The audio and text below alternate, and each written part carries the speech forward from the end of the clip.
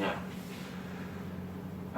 이제 조금 더 이제 한번 우리 자녀들과 이제 생각을 해볼 때 자녀들이 이제 좀 심각하게 자녀들이 보면은 어쩌면 심각하게 저게 무슨 소리지? 그럴 수 있어요. 이미 알고 있는 것 중에서 왜곡된 것 다시 한번 볼까요? 왜곡된 것과 바른 것과 함정인 게 있어요. 알고 있는 것 중에서 왜곡된 게 뭐냐면 섹스는 그저 무엇인가? 즐길 거리인가? 유튜브 영상이에요. 얘네들이 그냥 그 야동 포럼을 보는 게 나쁘다고도 할 수 있고 사실 얘네들의 영상을 보면서 나쁜 게 뭐가 있을까요? 뭐 거기서 범죄를 배울 수도 있고 뭐 등등등 많을 텐데 저는 그 친구들에게서 가정관과 성 가치관을 깨고 있는 게 정말 유튜브 영상 중에 진짜 나쁜 거라고 생각해요. 그 인생을 망치는 거거든요. 그럴 때 섹스는 그냥 즐길 거리라고 막 얘기를 해요. 근데 우리는 이미 섹스는 즐길 거리가 아니라 내 자식을 낳은 가장 소중한 방법이다라는 거 아셨죠? 우리 자식이 그걸 갖고 막 즐길 거리로 놀고 있어요. 왜곡된 게 그거고요. 바른 것은 무엇이냐? 생명을 만드는 부부의 성이 바른 거예요. 그죠? 기쁨을 누리는 부부의 성도 바른 거고 결혼을 준비하는 연인의 성도 아주 좋은 거예요. 그리고 무엇을 존중하는 행복하고 안정한 성. 여기서 이제 제가 아주 중요한 이제 오늘 강의에서 많이 중요하게 이제 다룰 생명이라고 하는 부분을 다루게 되는데요. 제가 아까 우리 자식을 쭉 얘기할 때 결국 그 어떻게 표현하면 자식의 생명이 만들어진 부분이에요. 그죠? 조금 아까도 가장 소중한 것이 생명이라고 할 때 그 생명이 만들어진 것은 성이에요. 참고적으로 여기는 귤, 그 다음에 뭐 여기 있던 김밥에 들어간 쌀, 뭐 당근, 우엉, 뭐 이런 거 다. 뭐 약간 그 식물에서 약간 다른 게 있지만 저 귤이 열리기 위해서는 귤꽃에 암수과 수술이 많다는 수분이 필요해요. 이것도 성, 섹스예요. 그죠? 사과꽃, 벌이 날라와서 수분을 하지 않으면 사과가 열리지 않아요. 집에 있는 예쁜 강아지, 암컷과 수컷이 교배를 하지 않으면 새끼가 나지 않아요. 사실 모든 생명은 성을 통해서 태어나는 것이 이 세상에 그냥 아주 완전한 원리예요. 함정인 게 무엇이냐면요. 청소년도 무엇을 하는 게 인권이라고 막 얘기를 하고 있어요. 뭐죠? 청소년도 섹스를 하는 게 인권이다라고. 제가 이런 얘기를 여러분들 청소년들 성관계하는 건 옳지 않아요. 그러면 뭐 대놓고 질문해요. 선생님 법적으로도 문제가 없고 피임하면 되는데 왜 청소년들에게 성관계하면 안 된다고 그러죠? 막 진짜로 그러면서 그 친구들은 청소년들은 당구장에 가서 당구 치는 것만큼이나 그냥 마음대로 성관계를 해도 된다라고 정말 그렇게 생각하고 있어요. 근데 그게 얼마나 위험한 함정이게요. 그들이 아무리 피임을 한다고 해도 피임 중에 100%가 있어요? 없어요? 없어요. 그죠?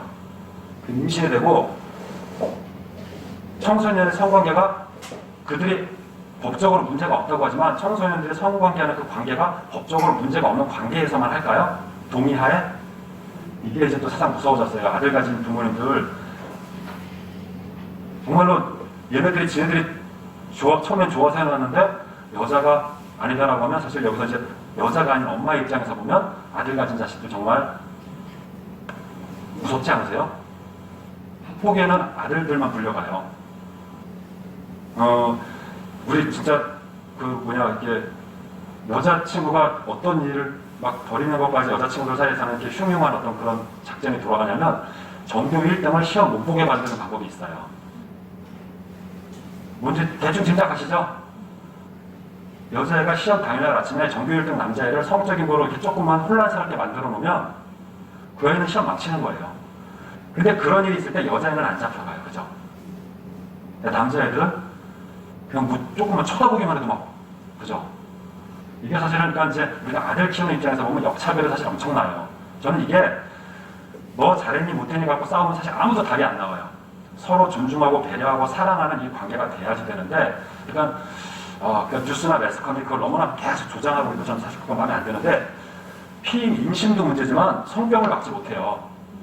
청소년들 피임하면 되고 법적으로 문제 없다고 하지만 요즘 청소년들 사이에도 에이즈가 얼마나 많은지 아세요?